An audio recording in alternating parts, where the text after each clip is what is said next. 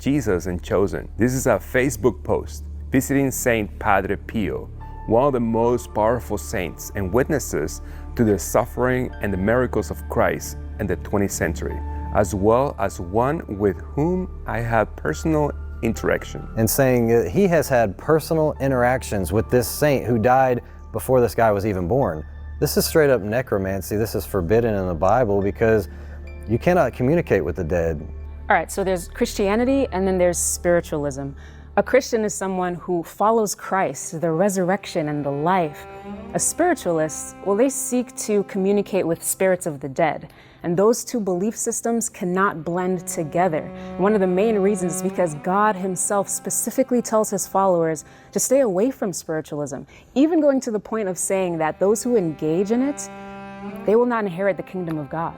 When Jonathan, the actor from The Chosen, sat down with Dallas Jenkins, the director of The Chosen, with the director of the Jesus Revolution movie, the discussion was very interesting because you hear them talk about the universalism or the ecumenicalism of bringing all these faiths together. What do you most want people to get out of it when they see this movie? Like, you want them to walk out of Jesus Revolution thinking or feeling what? What I would hope is that this inspires their curiosity. Maybe if they're from a different, denomination, to kind of see that how ecumenical this movement was, because it affected so many different kinds of Christians.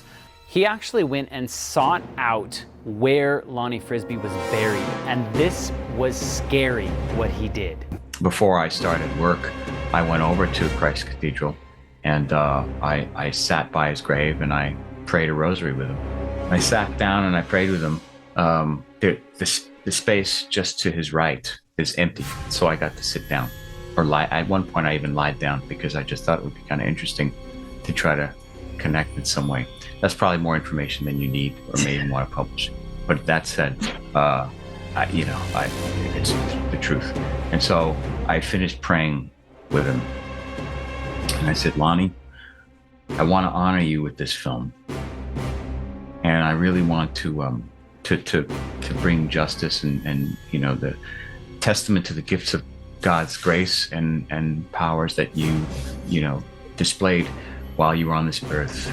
And so, if this is a good idea that I do this film, have somebody give me a sign. Give me a sign. Have God give me a sign. And the minute the words left my mouth, behind me, there was a door open to the cathedral, and this giant cord rang out for about 5 seconds. And then from the organ? From the organ. Wow. I hadn't heard it before. And that's the very organ that used to be there when it was it's the same organ that when It was the Crystal Cathedral. It was sent out and refurbished and whatnot, but it's the same one. So I heard that and I was like, okay, thanks for that. Elon Musk's newest app is causing even more controversy than Twitter.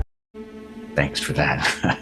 When you're asking, and you're not asking God, you're asking a dead person, you're literally telling the spirit world, hey, I want you to show me something. Show me something that's going to convince me.